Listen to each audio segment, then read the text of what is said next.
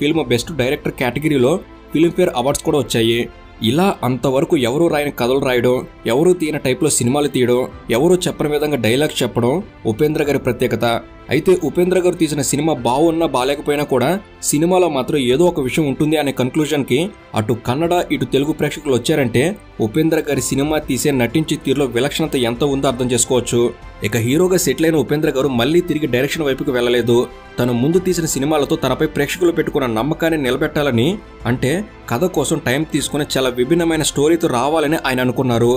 ఆ తర్వాత ఉపేంద్ర గారు మన తెలుగులో ముత్యాల సుబ్బయ్య గారి దర్శకత్వంలో ఒకే మాట, కెఎస్ నాగేశ్వరరావు గారి దర్శకత్వంలో రా, టి ప్రభాకర్ గారి దర్శకత్వంలో నీతోనే ఉంటానని సినిమాలు తీశారు. అయితే కన్నడలో H20, సూపర్ స్టార్, హాలీవుడ్, రక్త కన్నీరు, న్యూస్, ఉప్పిదాదా ఎంబీబీఎస్, దుబాయ్ బాబు, రజనీ, సూపర్, గాడ్ ఫాదర్, బ్రహ్మ, శివం ఇంకా రకరకాల పేర్లతో విలక్షణమైన నటనతో విలక్షణమైన వేషాలతో